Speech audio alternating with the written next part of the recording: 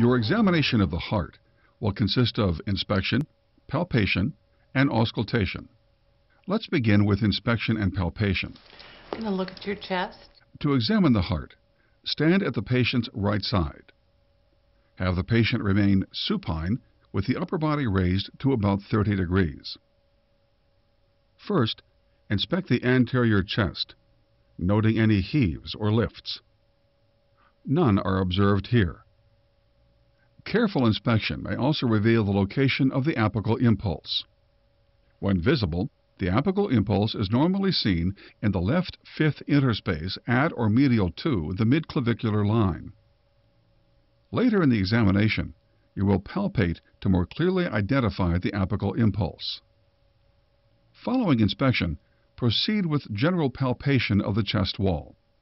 First, palpate for impulses using your finger pads. Hold them flat or obliquely on the body's surface as you palpate in the right and left second interspaces, along the left sternal border, and in the apical area. Ventricular impulses may heave or lift your fingers.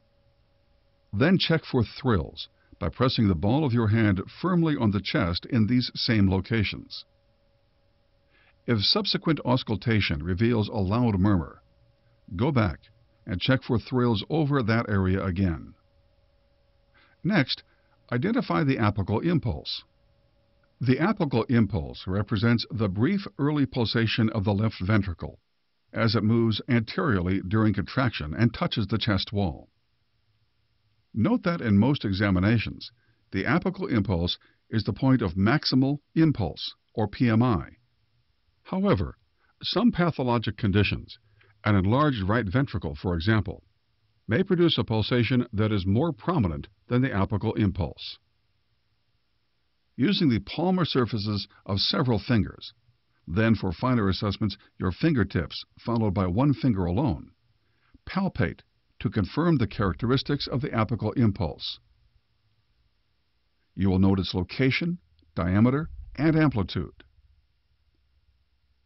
Identify the location of the apical impulse by the interspaces in which you feel it, and by its distance in centimeters from the midsternal line.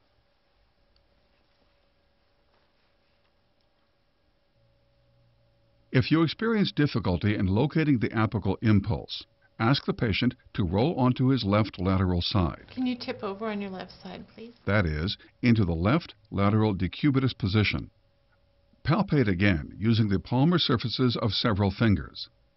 If you still cannot find the apical impulse, ask the patient to exhale fully and hold his breath for a few seconds. Exhale fully for me and hold your breath for a few seconds.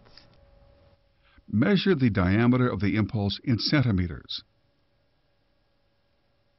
Feel for the amplitude of the apical impulse. It is usually small and feels like a gentle tap. With experience, you will learn to feel the apical impulse in a high percentage of patients. However, obesity, a very muscular chest wall, or an increased antero-posterior diameter of the chest may make the apical impulse undetectable. Next, feel for a right ventricular impulse at the lower left sternal border and in the epigastric or subxiphoid area. While keeping one finger in the third interspace, place additional fingertips in the fourth and fifth interspaces. If the patient's chest has an increased antero-posterior diameter, palpate for the right ventricular impulse high in the epigastric area where it may be easier to feel.